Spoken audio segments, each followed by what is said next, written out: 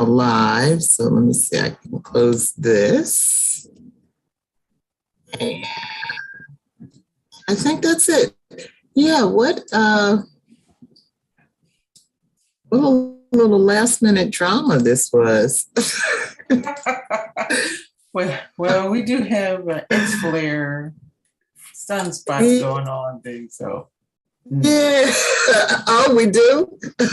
Yeah, for the next 10 days, we're going to be affected. So communications is going to require a lot of patience. I'm just saying. Oh, no. Oh, no. All right. That means I'm going to keep my head low, stay away from people.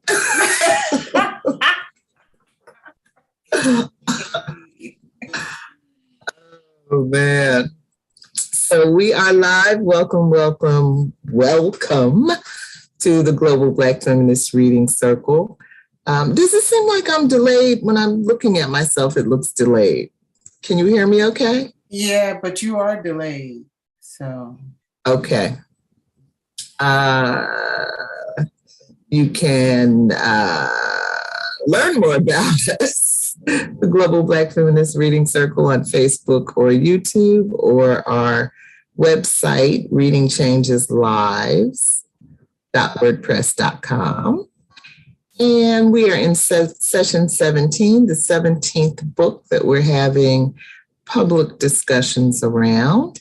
We've also had a few private discussions and a few special holiday chats and things like that. So I don't know, Gio, we've probably done like about 25 events, you know. Gio's been around since the beginning, starting in 2014. And this session, we are reading the Love Songs of W.E.B. Du Bois by Honorée Fanonne Jeffers. And I think the best decision that we made, Gio, was to pick up the pace, even though this was a lot this week, right? This was a lot, but you could also, to me, you could also clearly see the relationship between the song and the chapters, you know, and just go through and just clearly see this is Lydia's story, you know. Yes, absolutely. And yeah. I appreciate that she stuck with Luther Vandross on this one. Yeah, she stuck with Luther. And my name's Michelle Odom. I'm located in Brooklyn, New York. And Gio? And I'm Georgette Moses, and I'm joining you from Columbia, South Carolina. I think we have a break next week, right? Yeah, I think we do. But we need one. Yeah, I think it's another hefty hunk of song coming up. Yeah. But yeah, no, we have a break next week. And then I think that's the last break. And then we go straight through to the end of May, you know. But I already looked ahead. None of the other sections are as long as this one. But the last section is 100 pages. So, but the rest of them are all less than 100 pages. So I think we'll be good. We can do it. We can do it. Yes, we are. We are soldiering on. We're gonna whip this. I think we can. And I mean, maybe the book is getting better. I don't know, but I really enjoyed this section, maybe because I could relate to it more from personal experience of having drug use in my family. I think she did, really an excellent job of really looking at all the different aspects of it, how you become a junkie, the view of the dealer, the impact on the family, the changes going on in the neighborhood. She really, brought in a lot of pieces. And as I said in the post, I don't know if you saw it, I just posted it about an hour ago. Freddie's Dead. That's the song that came to me. Yeah, that's the song that came to me as I was listening to this, reading this. And yeah. And I just think she did a really good job with this piece. And also, again, the writing style was different. I noticed that. Yeah. Yeah. And it made me want to say that I think what she's doing when she's changing voice and style is she's really showing us, what we look like. All conversations with people are not the global Black feminist quality conversation. A lot of it is petty and shallow and dumb and so I think like when she's going through those voices that, we were having a hard time struggling with in some of the earlier sections, but that may be what's going on. I like your perspective, because definitely at this point in the story, we can see how the point of view from Lydia, and then the intersection of the other pieces that we've read from the other characters' point of view, how she wove that in, but now we get to see, Lydia's not the question mark. Now we get to see what was going on with her. And she had some very, very poetic and picturesque prose in here too. Yes. Yes. Very, very outstanding wordplay, I think. Yeah, that's why I'm thinking it's really intentional. The change in style, depending on who the character is and, what they're into, all requires. And then I thought,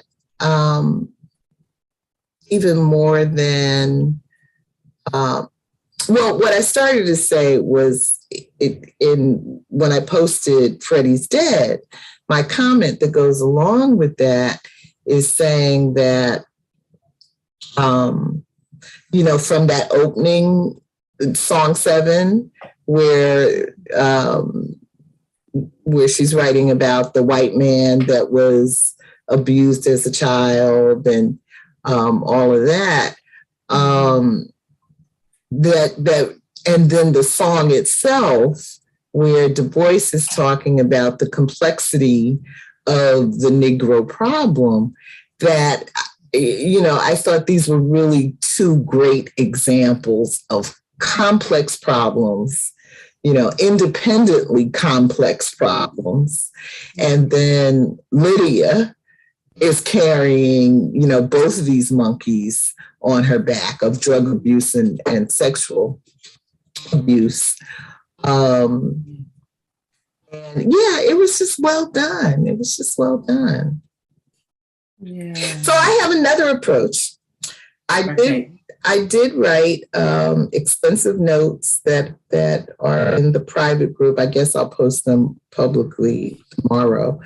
I didn't do an agenda, but I didn't do a summary. But let me share my screen. I don't want to minimize. What am I doing wrong? I want to go to share screen. So where is it? Is it not open? Okay. So on my website, I have something called a tag cloud. And it's an automatic process that you put a little widget on or a little app on the website, and it kind of goes through and counts the frequency of the main words. And then it puts them all together in this thing that kind of looks like a cloud. And then I discovered yesterday that there's an app you can use on Google, or you can find on Google, where you can just upload a group of words, and it will take those words and create this cloud for you. It's a little bit different than how it works on my website, our website, but and since I was doing it at the last minute, that's when I realized that there's actually more to learn than I could learn in the 5 minutes I was giving myself to do it. So it doesn't look exactly like I want it to look, but you get the concept of a cloud, right? Yeah. And so the maximum number of words that you're supposed to put into this app is 50 words. So of course I had 88 words. Of course. Of course. So this is the one that took the 88 words, and I don't know what it did. I don't know which words it left in, which words it took out. I don't know what it did. But so what I did was, if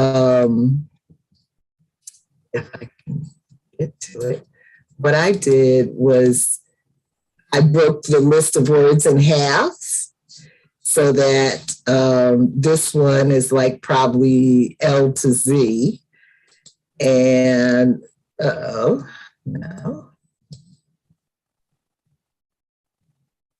This one is probably A to K. And so there are less words on them. And then this one is the one that has everything on it.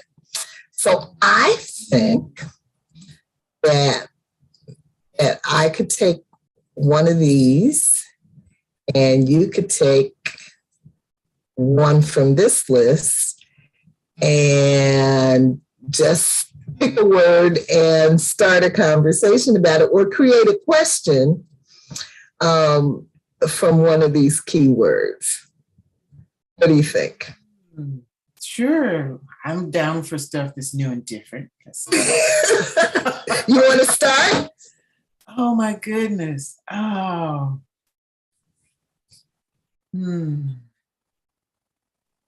Yeah.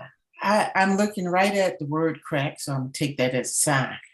Okay. So, and I'm thinking about crack not only in its physical sense of being, the slang word for crack cocaine and its destructiveness, but the crack and cracks that can form in people's relationships, not only with each other, but then with themselves internally because of pain and suffering and trauma and what that might lead to. Wow. Wow. Yeah. Yeah. Well, I had some family members who got into the whole crack thing during this era. And, when it got that part, one of the later chapters, where after Jeff had gotten the apartment for Lydia, and he was constantly trying to understand where he went wrong. And, and that is a question that comes up for families, especially, a family like Lydia's, where, there's no visible reason um, for somebody to go down that road. But there are always these little cracks, these little fault lines, in a family that you can't see. And so, so as the reader, we know, Lydia's history, we know her sexual abuse and, all of that. But her mother still doesn't know, her father still never knew. He died not knowing. And yeah, it's like it's always the stuff that you are kind of have a blind eye to that's going on in a family that sets you up for the crack. Yeah. Yeah. Yeah, I mean, I'm just grateful I was not attracted to it because it seems like it's so addictive, so, such a pleasurable experience, at while you're getting high. That, and they use the word irresistible in the chapter at some point. And that's always how it seemed to me, to the people that I was observing, like, wow, you just really, Yeah. you just really can't resist this. I mean, it's just that good. I don't want none. That sounds really dangerous. One hit in your hook, that's a bad stuff. That's some bad stuff. So yeah, during that segment, I couldn't help but think about New Jack City. Oh yeah, I didn't even think about that. Yes, one of our Black classics that epitomized her beautiful musical background. The insidiousness of a chemical inserted into a community. However, they didn't touch on the CIA's involvement in it, but if you're curious, you find out about that later. Once again, a vulnerable populace is used like, as a resource. Right. Right. And the story of how she got into it, with Dante, being a dealer was also interesting to me, because it was the complexity of it, right? I mean, he was really a good guy, to a large extent, but when they cut his work hours and he had to survive, and there was his friend Tim, ready with a solution. What do you do? What are we supposed to do? And so that's the other aspect of it, because on the one hand, it's like how could you be selling something to people that is so dangerous, destructive? But how do you sell cigarettes? How do you sell alcohol? How do you sell meat? Yeah, you could definitely apply that to a lot of things that are sold in our communities, right? Yeah. For someone else to make a profit out of and take not only a financial wealth out of the community, but then also life, right? Yeah. Aspirations, hopes, and dreams out of the community also. So, Yeah, that was such a sad, and you could just like, you could see it, this is what this is coming to, this good girl from a middle Mhm. class background, head over heels in love with a guy who actually understands her and accepts her, despite how ugly and shameful she feels internally because of what happened to her. Mhm. And Mhm.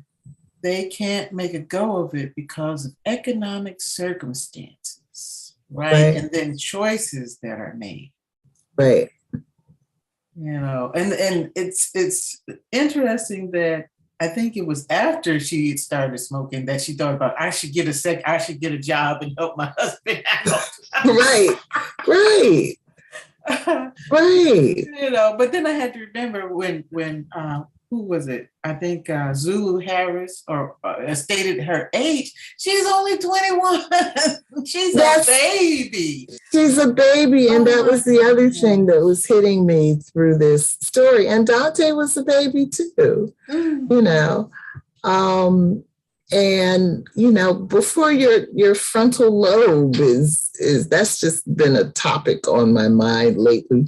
The kinds of Right. decisions that we make, at that stage of life when your brain isn't even fully developed. Yeah, your body's ready. Yeah, you can do this. This is right. This is right. And your brain's like, wait a minute. Exhale a pee. Okay. Right. But also from a different kind of addictive perspective, I'm thinking about Jeff and his thing with pork. And that's an interesting. Well, I don't have a problem with pork.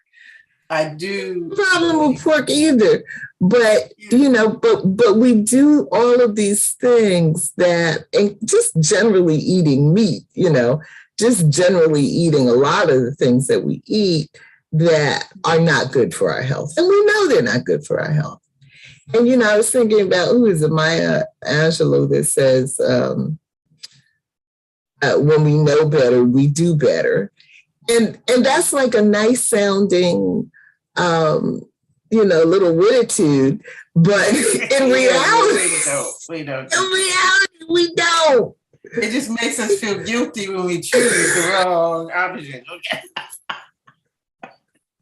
Yes. And so Jeff, a doctor with 2 heart attacks under his belt, is still sitting up here trying to coax Lydia into fixing him some pork chops. Yeah. Because he couldn't go home to Belle with that request because she had him on a strict diet. Yeah, those salads weren't helping though. Maybe they should have tried the carnivore diet. I don't know. That's a different story. Not this one. Yeah. But I'm just saying that, we all have well, maybe not everybody, but our bad habits, our addictions, our things that we know better but choose not to do better. But when something is as destructive as crack, as visibly destructive, it's hard not to stand in judgment of that. And so, so I was kind of interested in the different ways the people around her related to her, like the difference in, Belle and Coco just wanted to get her in rehab as soon as possible. Mm-hmm. Jeff, he probably would have liked a second round of rehab if they could afford it, but he took his approach of setting her up in the apartment, and it seems like once he kind of settled into that pattern, he was not standing in judgment of her. He was just, treating her like any other person, fully aware of what her bad habit was. Yeah. And you make me wonder about, as a physician, if at this point he understood just how addictive the crack, crack was, and that the best he could do was just try to make her life as comfortable as possible, but she was never going to permanently get off of it. I know, and I so wanted her to be off it by the end of the section. Well, in a way, she was. In what way is that, Gio? She was permanently off of it. She ain't needed no more. Because she took that trip down the steps. Yes. Well, yes. I wanted her to be off it without the final trip down the steps. Yeah. But I just mean, like Zulu, he wasn't like being all judgmental. Like when he bailed her out of jail, he was just like, okay, do better next time. Yeah, because he's probably seen it a lot, working where he was working. Right. And I kind of have to think that it's always going to be up to the person who's involved in it, balancing the physical chemical need with the emotional need of whatever it is, why that they started in the beginning, and making a decision. But if every time you have those feelings, you return to the trauma, right? You return to the trauma and the doubt, then that euphoria of not feeling anything is always, always going to feel better, than facing the ugliness that you can't find a solution for. And I don't think she could see a solution for that, because even at the rehab center, there was seemed a sense of everybody's just going to follow the motions, right? And give the right answers so they can get on out of here and back to what they were doing before. Yeah. Wow. And so, and another thing that was very interesting is that she would not admit that Dante was dead to anyone. She just could continue to allow them to blame him. She finally did tell Ailey, at the end, when Ailey triggered her by blaming Dante. I'm not sure I understood the significance of that in her mind. Maybe she felt like, it was always associated, I think, with someone, downgrading Dante. And so she then felt like she had to defend him. But I don't know. I think maybe if she had said out loud that he had been murdered, deal going bad, that, it would have just been another reason for people like Nana to say, I told you so, Well, thinking about the personalities of the characters, they're going to say that no matter what, because she wasn't in a place where they expected her to be, right, in her life. Right. And he was, as far as they were concerned, the only extenuating circumstance, not giving her, recognizing, well, she's grown, sort of, and making her own choices. So just probably, I'm thinking an example of how the restrictions we place on each other prevent them from being honest and communicating, because they fear the judgment. They fear what we're going to think about them. Yeah. Yeah. And there was a lot. I mean, and so, so there were a couple of instances where we got the connecting story or the backstory to something we'd read earlier. like the time Lydia showed up at Nana's house cussing her out. So now we understand that Nana was sitting there talking all that junk. Right. Lydia didn't go there planning to cuss her out, you know. Yeah. But Nana would trigger, and Nana triggers me. Oh boy. She needed that stroke, didn't she? That was a long time coming. Yes. Yeah. And even though you know, Belle has tried to, you know, I mean, Belle hasn't seen her daughter in a lot of years, but you know, when she first found out that there was a drug problem, she tried to be helpful, but even still, she couldn't help like getting in little comments that, you know, I guess are not what you really want to hear while you're in the middle of a crisis like that. Yeah.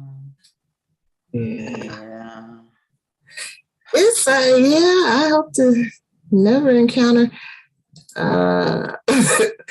anything like that in my life. Let me choose another word. To the next list.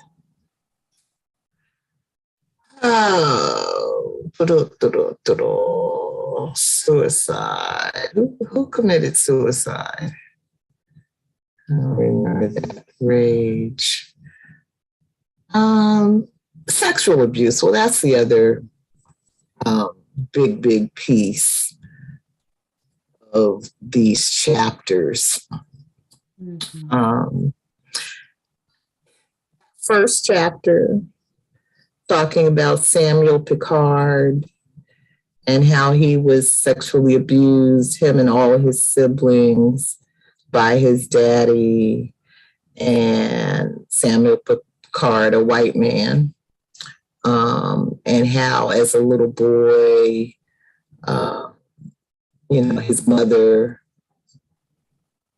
didn't and really couldn't save him from the abuse. The slaves didn't and couldn't save him from the abuse. But, you know, the name of that chapter is How a Man Becomes a Monster.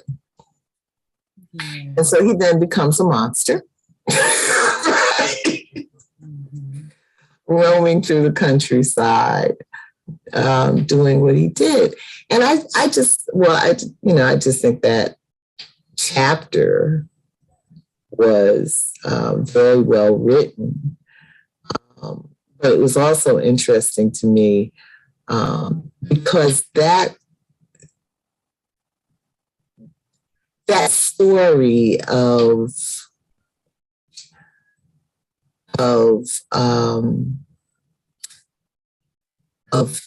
boys and men being sexually abused, you know, it's just not one it's not as frequently dealt with in literature or in life as the sexual abuse of girls and women.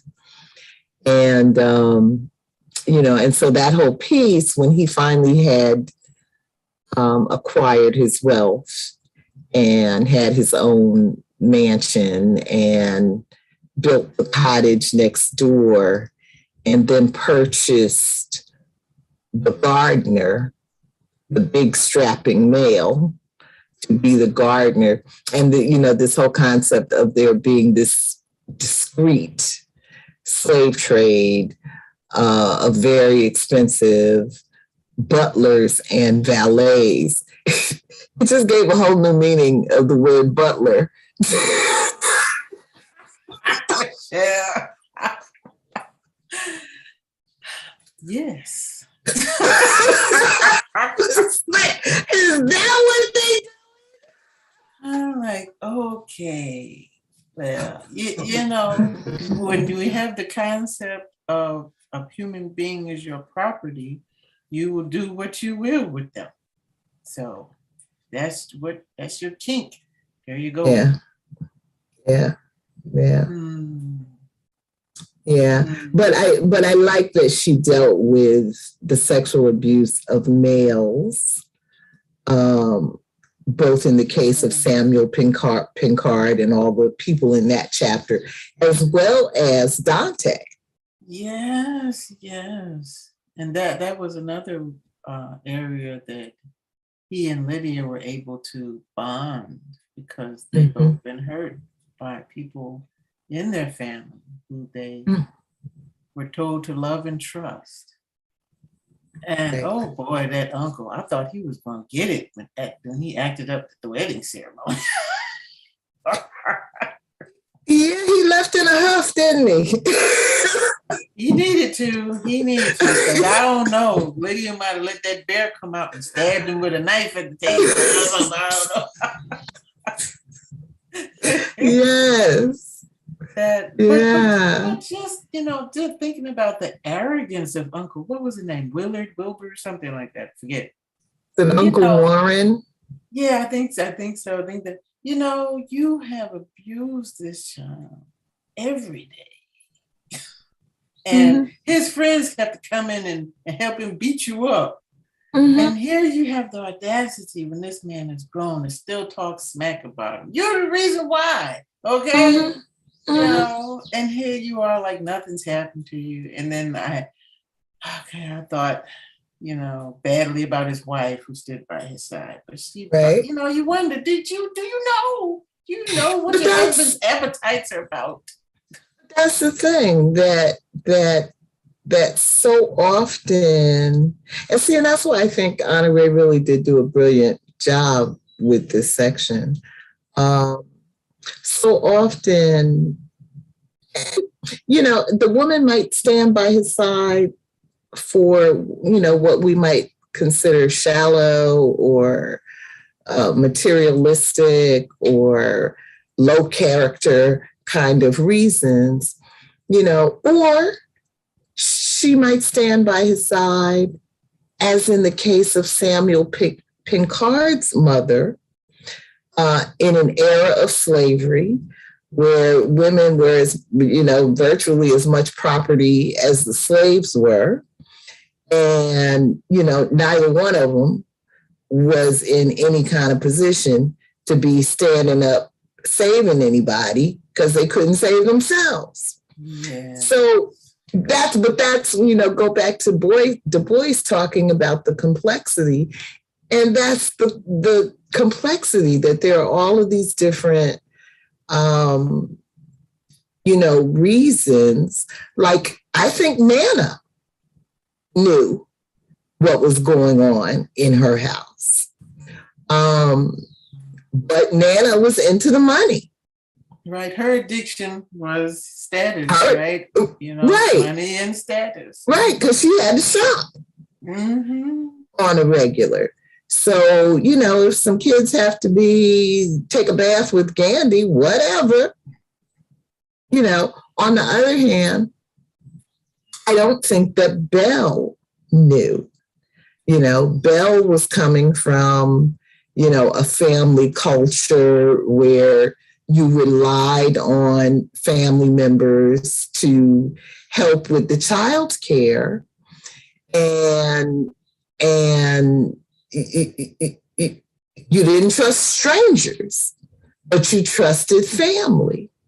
Yeah. And Belle, if we go back to the previous section of migration,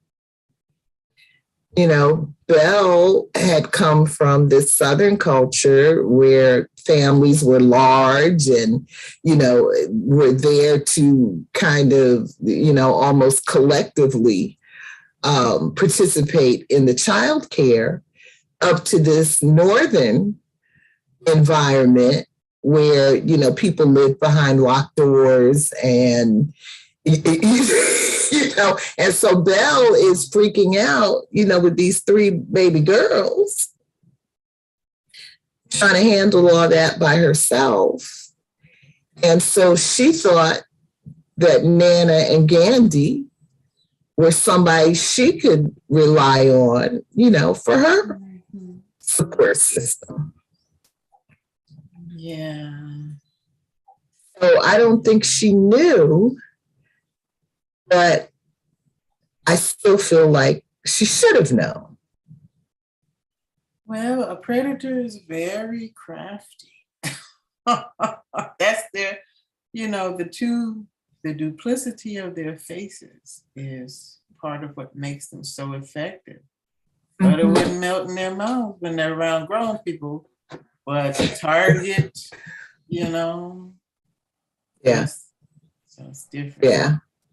Yeah, that's the complexity, and then also the theme going on of Belle. Belle had career plans. Yeah. And babies were not it. And so Lydia, as the oldest child, and so often it seems to be the oldest child's burden, right? To catch all of those feelings of,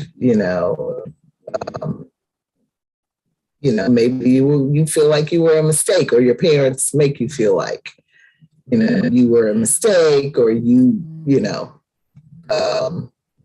are the cause of their not taking the road they wanted to take. Yeah. Which is not, of course, it's not the child's fault. But, and it's understandable why Belle was letting off the steam in the way that she was letting it off. But it's also understandable why Lydia received that as, Yeah, she internalized that. Yeah. Which is sad, but it kind of speaks to the youth of her mother with these 3 children in an environment that is foreign to her, when she really needed to have a support system that wasn't there. But because of the choices she made and her husband made, there they were. Right. And it also says a lot about us adulting and watching our words, especially around our children, because they're interpreting what you say a whole different way. Right. Because you're their world, and you have to remember that your word is the law, no matter what what you're thinking. Right. But it's, it's part of the complexity of what we lost in this migration and, greater absorption into mainstream culture. Like if you think, I don't know if it was this section or the last section, I think it was the last section, where Miss Rose, who died? Somebody died. Well, I don't know if it was it Dear Pearl? I think it was Dear Pearl. And Belle wanted Miss Rose to move into the city closer to Uncle Root. But Miss Rose was saying to Belle, well, I wanted you to marry a local boy and stay closer to me, But I mean, that's the thing, where families used to have each other from, 8 to 80, covering all those different stages of life. To a large extent, we don't anymore, and so that has real consequences. Yeah. So, all right. You get another word. Okay. Back to All right, you can take one from this list. Okay.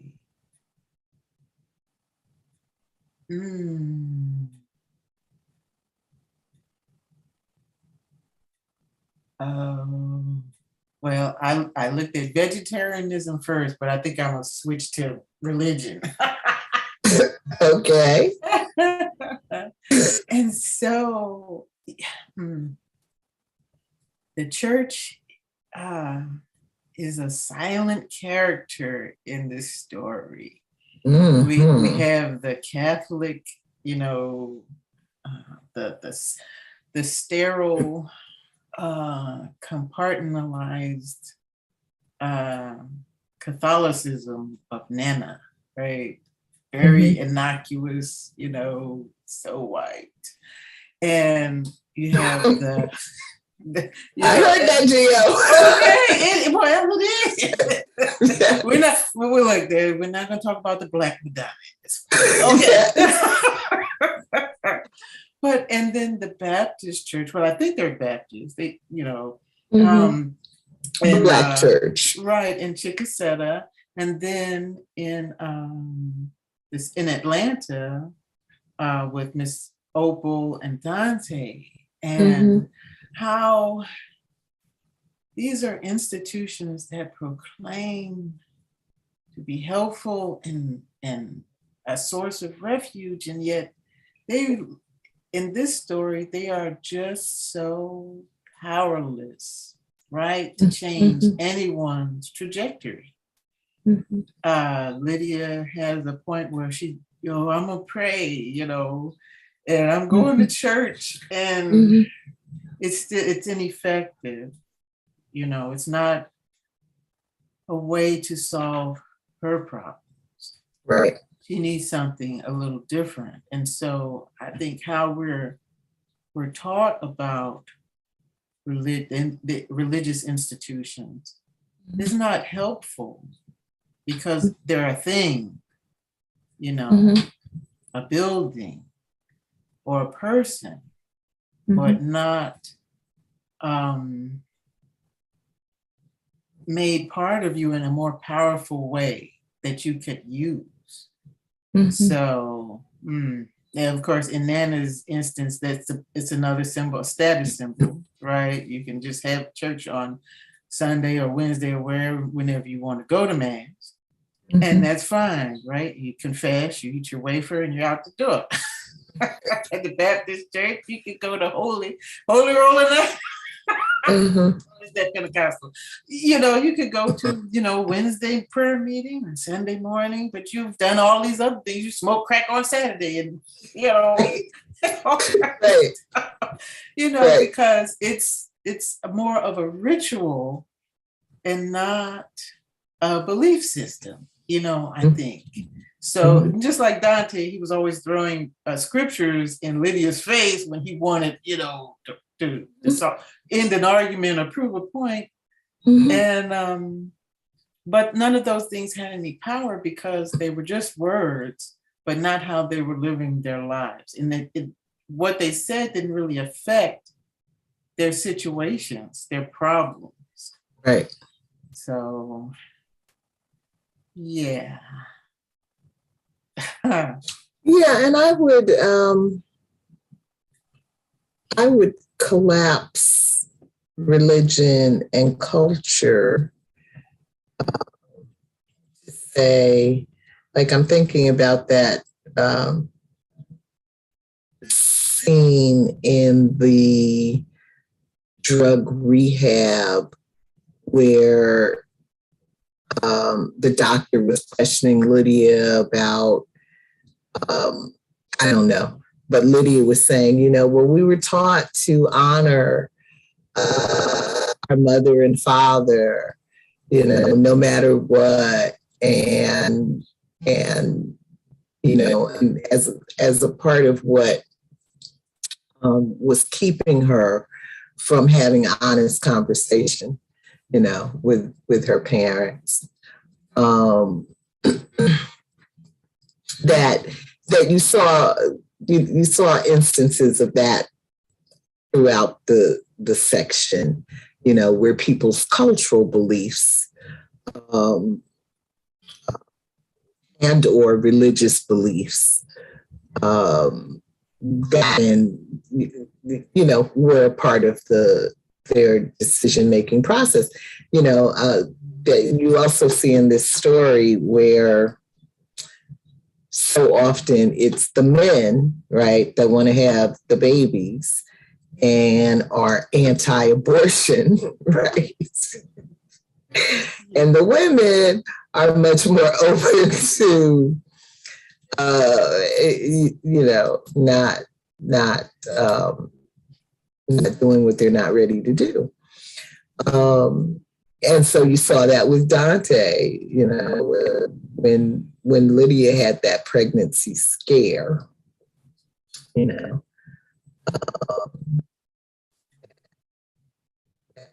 You know, on the one hand, it was honorable that, you know, he wanted to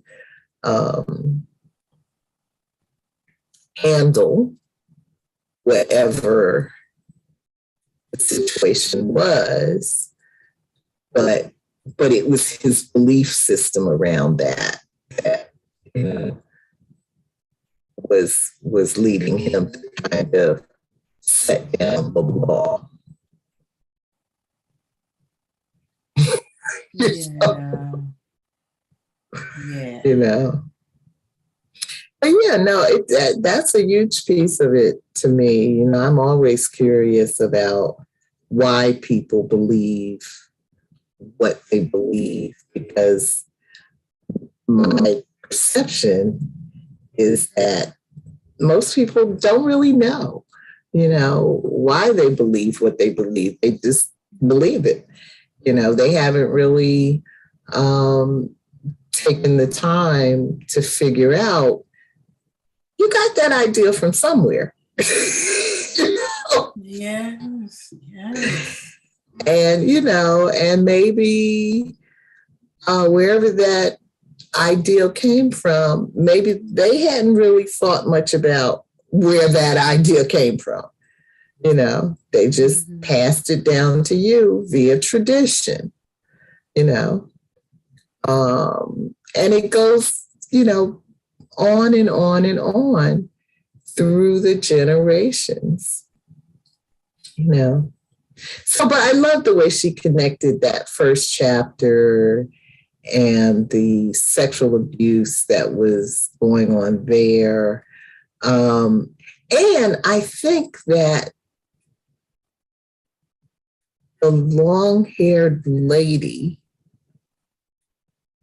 was the little girl that was set up in Samuel Pinkard's cottage.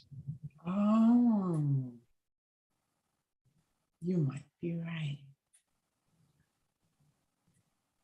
I think there was something that I read that made me kind of make that connection. I don't remember what it was, but some kind of way, you know, those people from that Samuel Pinkard's story are the descendants that we're reading about in the present day. Yes, I do agree. They have a definitely strong connection. Mm-hmm. Yeah. So it's really showing the dysfunctional behavior that just gets passed on and passed on and passed on. You know, and that's what I'm saying, without many people actually stopping to examine why I don't believe what I believe. And if it's just an idea that somebody planted in my mind, then maybe I might want to have another idea. Right. Like my own tradition. The hell? You're not the only one. There's a bunch of them out there with their little cults. Yes. Yes. All over the place. So, it's like, all right, let me choose a word for myself. Go back. Da, da, da, da, da. Oh, let's talk about love. Why not? Yeah.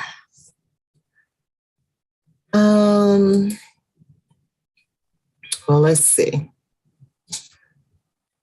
Belle and Jeff love their children. Okay. They love Lydia, and Lydia loved Dante.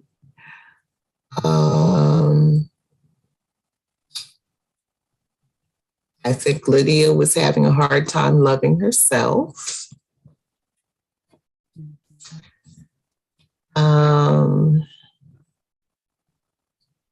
Especially in that period when she was sleeping around. And what about that old ass man, twice her age, that got her pregnant? When we first read that account earlier, I didn't realize how old this dude was. No wonder her uncle wanted to inject this cat, which they did. Okay. Oh my God. And just like a predator. Well, first of all, the outhouse, I cannot imagine, is a wonderful place for a tryst. Okay. Okay. You and me both. Oh my God, dude. First of all, you hanging around the outhouse. Okay. Stalking a teenager. Oh, no.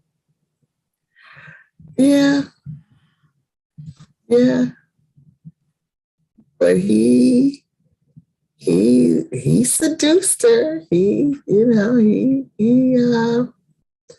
But I thought Belle handled the pregnancy well. What do you think about how Belle just set up the abortion? She just set it up. No questions asked. Well, I think she was very efficient, and that kind of reminded me like a CEO, which of course a mother, a wife who runs a home is basically, right? Trying to make sure everything goes as smooth as possible. Mm-hmm. You can't get your husband involved in this. Your daughter's too young and emotionally fragile to make her own decisions. So you know what it's like. So let's just oops, and that's done. It's done. Okay. Right. Okay. Right. Forgive me, Jesus. Take right. the wheel. Okay. Right. But Lydia felt like her mother should have at least asked her what she wanted to do. In a perfect world. Okay. But suppose she said, no, I want to keep this baby. Who's going to take care of the baby? It's going to be Belle's responsibility. As we've seen happen to many families, right? And Belle, she did a wonderful job, I'm sure, raising these young ladies. But that wasn't what she wanted to do. Right.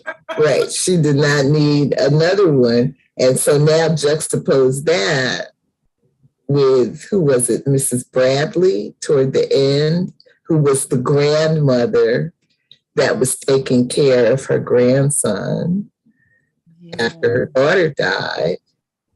And the absent father, felt like he should have some say-so. But Mrs. Bradley was thinking about dropping the kid off foster care. She did. Her plans was packed in the closet. Okay, I'm just waiting.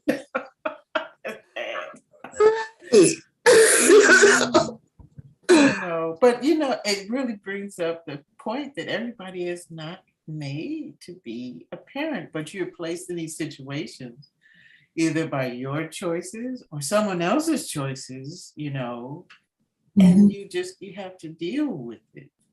Right. You know? Right. Yeah, so I think Belle handled that well. But Love, I was thinking about you because we didn't hear any more about Zulu Harris and his many wives. And, he was very present in this section, but nothing about wives. And I like the fact that he did not try to take advantage of Lydia. I think he has his eyes on Belle anyway, but still, in that situation, he could have taken advantage of Lydia, So I think that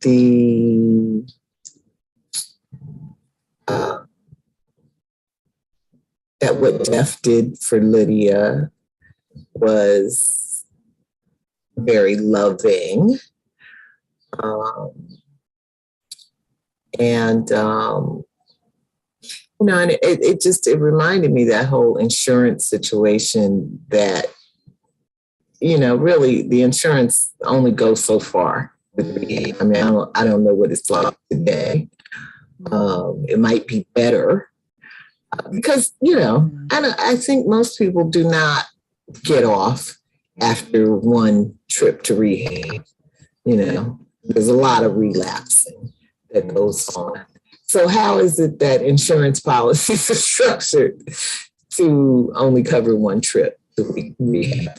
So I think that Jeff's, way of handling that was really loving. Yes. I agree. Yeah. And you have the love between sisters. Yeah. And the way Ailey and Lydia reconnected at the end. And I'm so glad that they had that experience. We didn't actually see Lydia go down the stairs in the end. She saw dead people, right? She saw Jeff and Dear Pearl and Dante at the bottom of the stairs. So we didn't see her go down. We'll probably find out in the next chapter or next section. Oh. If she is dead, then I'm so glad that Ailey had that time with her at the end. But it makes me sad for Belle that they couldn't find a way to kind of reconnect. Because I do believe that Belle loves her, loved all of her daughters. Yeah. That just kind of speaks to the different roles, we have to play. Being true to ourselves and then trying to care for the people we love, right? Trying to be there and be who they expect us to be when they need us to be that. Yeah. But yeah, it was hard for Belle. Like I'm thinking about that scene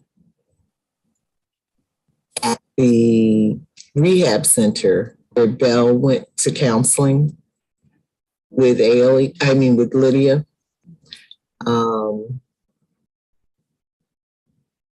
And that was one of the times Lydia was trying to keep the bear inside, because Belle was blaming Dante. But I think that's something that she needed counseling around. And I think that's the thing, that when you are the family of a drug addict, you also need some kind of counseling, because we're not born knowing, just the right thing to say and way to say it.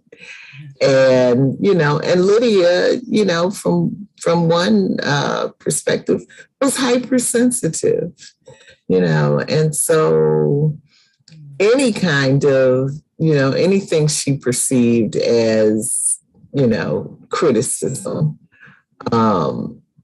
was enough for her to start having to hold her bear back. Hold me back!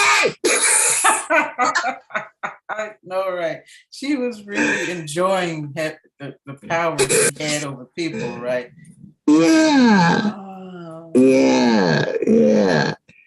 And so, so when you're the family member and you don't want to completely lose connection,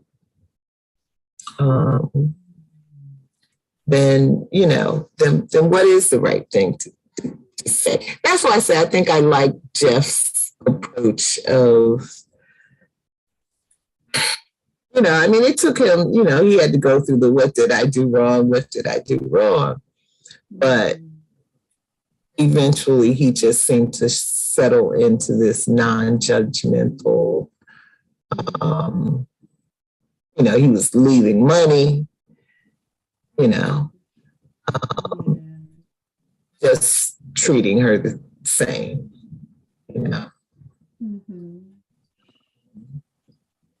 But somebody else could say, well, that's wrong. You put money in a drug addict's hand. Oh, but what do you do, right? Because at that point, you know that they're only thinking about their fix and they will do whatever it takes to get it. Because when Lydia's back at home, right, before Jeff takes her to drop her off at the apartment he set up, she is not only thinking about, okay, I need to pawn my stuff that my father gave me for my birthday, but I'm going in my mother's bedroom in her jewelry box and taking these 2 gold braids. She don't wear them anyway, except for special occasions. The lines get really blurry. And so I'm sure he and Ailey figured when they were giving the money that this will keep my sister from, having her mouth wrapped around the wrong part someplace in a dark alley and perhaps getting killed. So, I think what I'm thinking. Okay. Right. So, right. And it is, when you think about it logically, delaying the inevitable, but for you, that's you, because you can't do anything. You feel powerless. Right. That's the best you can do, which is be there. Right. And complex. Yeah. Yeah. There's no easy right or wrong, answers. And yeah. So yeah, I saw a lot of love through this section.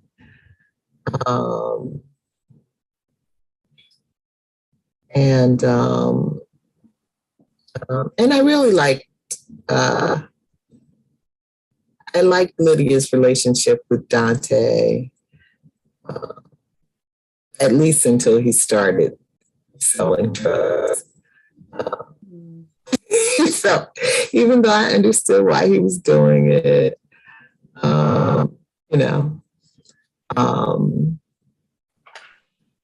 and so yeah, that was interesting. And I liked his mother, Miss Opal, for some reason. So yeah. All right, what else? You want to do another one? Sure.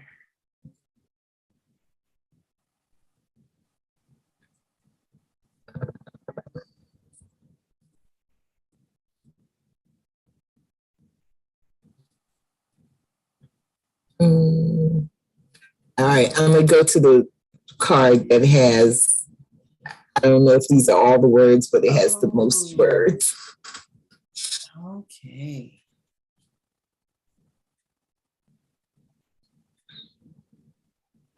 I don't know, why is suicide up there? Who committed suicide?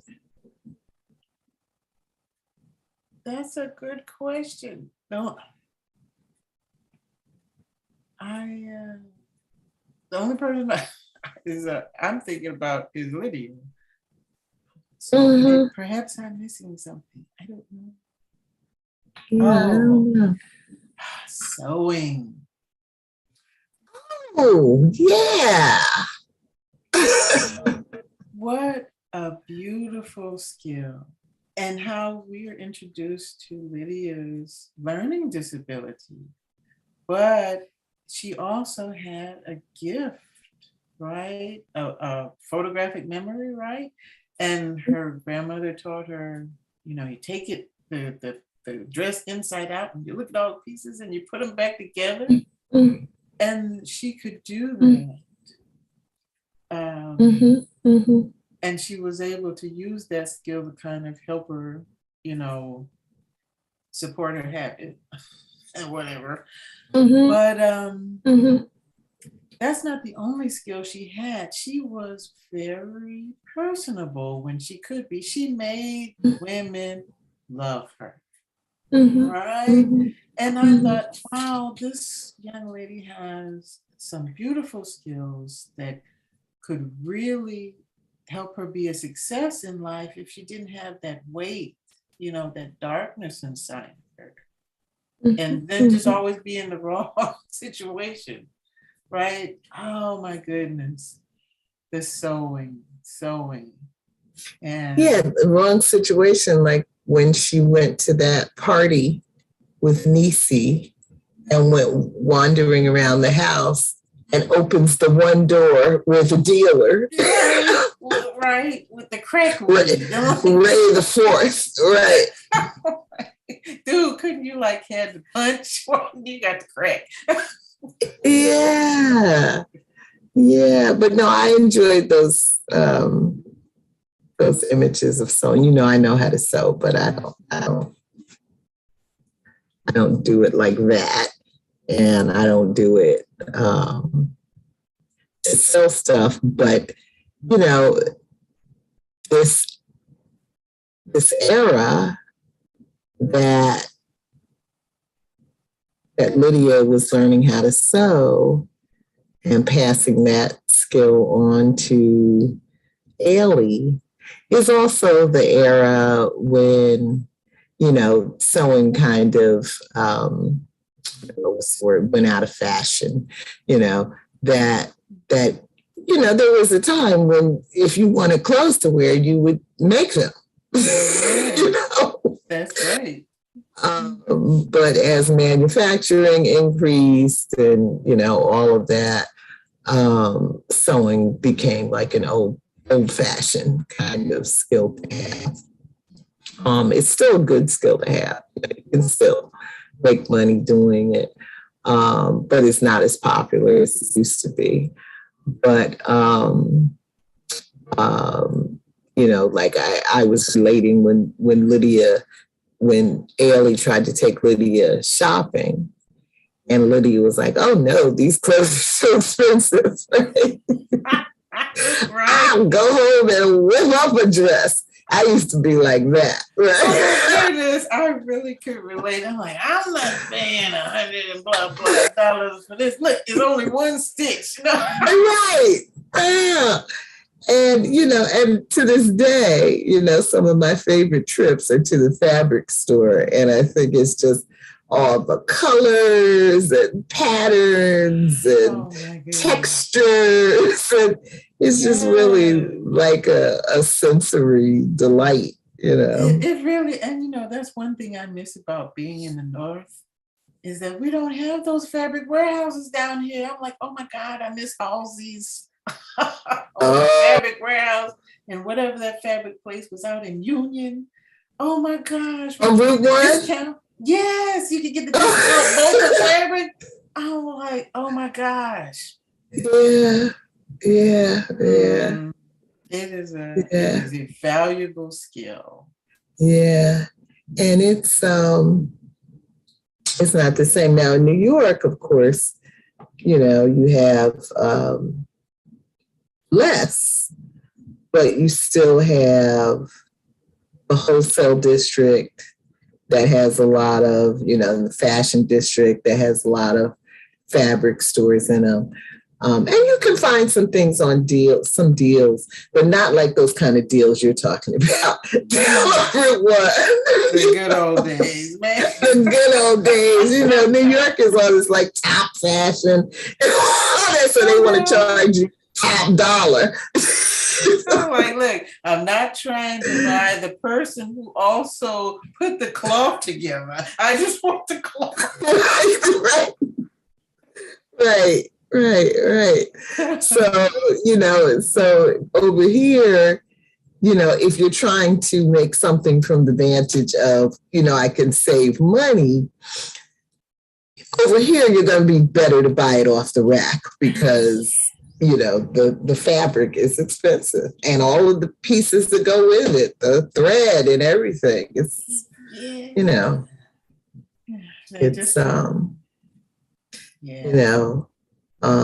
but that's because it's not, it's home sewing is not as popular as it used to be. You still have manufacturing and, you still have, and New York is also, with the theater district and making all their own clothes and stuff like that. So you get all these like exotic kinds of Broadway-ish type fabrics. Like, who would wear that? Well, I don't know. I've seen some suits around here. No.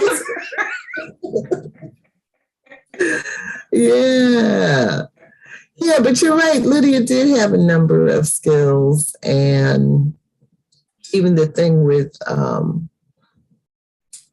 being a social work student. You could see where she would be a good social worker, if she ever gets to that stage in life. And she does have this life experience to draw on, to bring to that profession. So I thought that was an interesting connection to have that as her career choice in a chapter that's talking about the complexity of social problems among Negroes. Yes. Yeah. I just,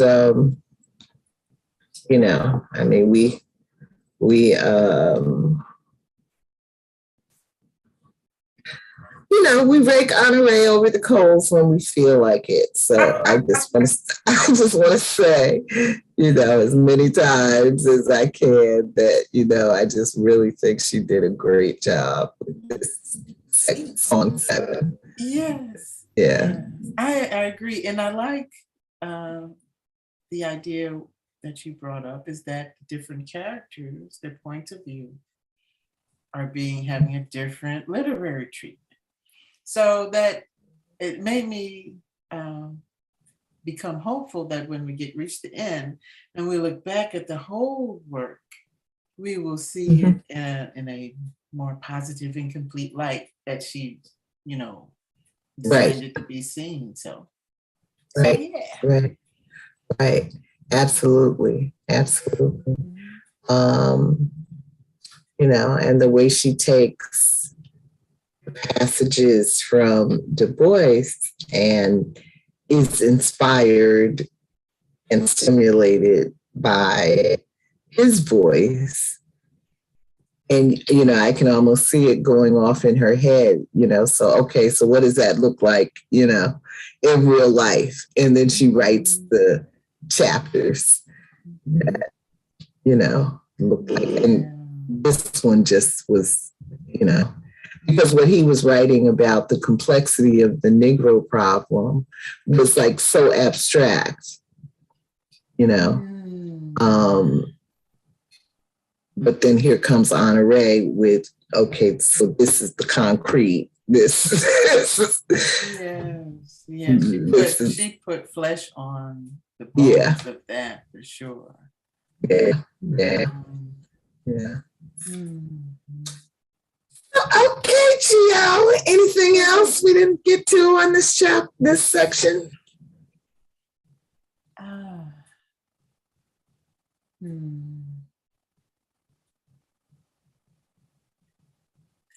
No, I think we touched on everything. Oh, one thing we didn't talk about.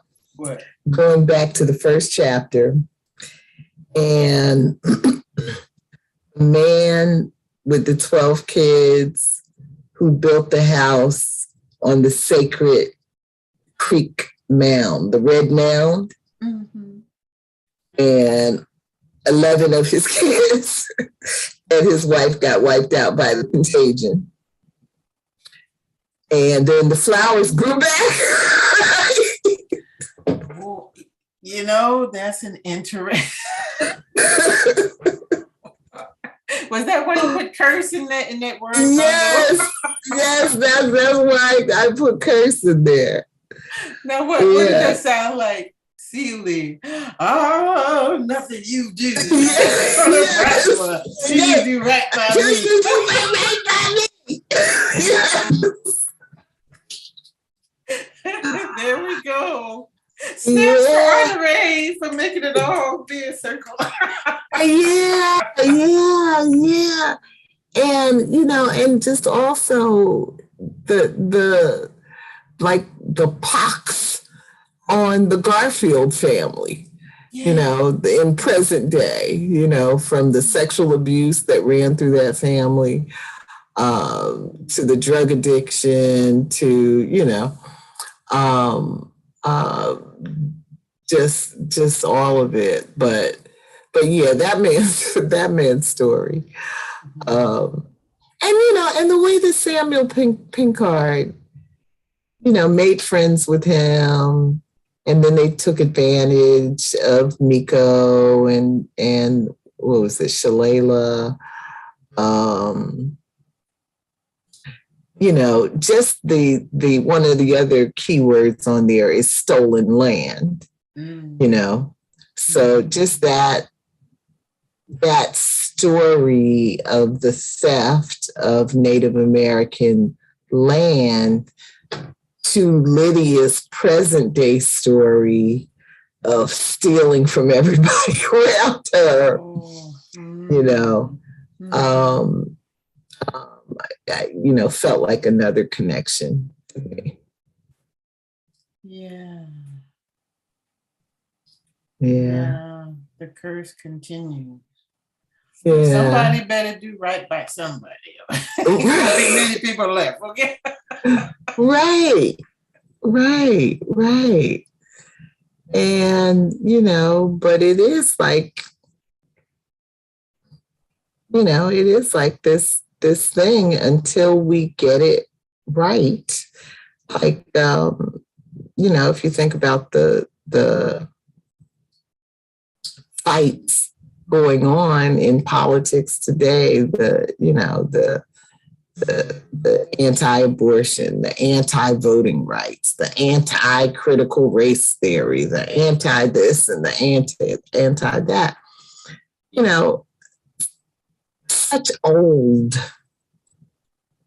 tired issues. But until you get it right, you know,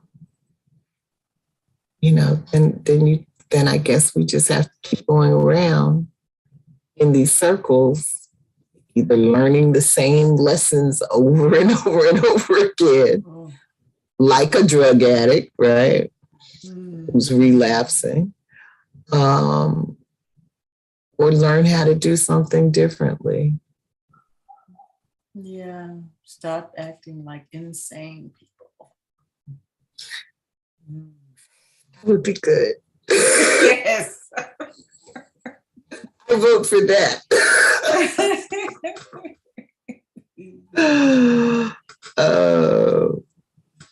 Yeah, there's this woman, I can't think of her name. She's a senator or something in Michigan. And she was on Morning Joe. Was it Morning Joe or was one of the shows last night? I don't know. But she stood up for critical race theory or something like that. Okay. Or just telling the truth in schools or something. It had something to do with the schools. Okay. And so she's a Democrat. One of the Republican legislatures sent out an email, a fundraising email, accusing her of pedophilia and, all the madness. That's the go-to. Yeah, that's the go-to. And so she stood up and she gave this really, really great speech about and describing herself as a suburban white Christian mother, and that and that what she sees is that when people like her, people who fit that description, don't go along with all this madness, then that's now the go-to slander is to call you a pedophile. And that people like her who fit that description are going to have to be the ones to stand up and say, they're not going to tolerate this madness anymore. That's right. It's a really, really good speech. Yeah. Wow. Well, that's beautiful, because it's going to take some brave people to lift their voices and not be afraid of the lemmings who are easily persuaded, and weaponize their people. While the real pedophiles get away with murder. Exactly. Exactly. Yeah, they do exist. Right? They do exist. Go find them. But it's not everybody, So anyway, have a good vacation next week. Okay. You too. What are you going to be doing? Probably reading. That's always good. I have the other book group on Sunday, and I think we have 3 weeks left on that one. Oh, wow. Okay. 3 weeks, no breaks on that one. And then you and I had the break, and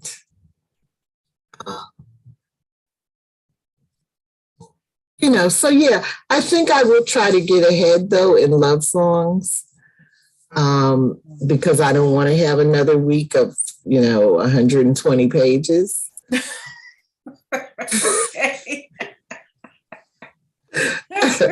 So maybe I'll read 50 pages of love songs this week to cut down whatever that is and do it like that. But yeah, Karen, if you're listening, I hope you read section 7. It's a good one. Yeah. Hey, Gio, I will see you soon in 2 weeks. Okay. Well, enjoy yourself. Stay healthy and happy. Bye. All right. Bye-bye.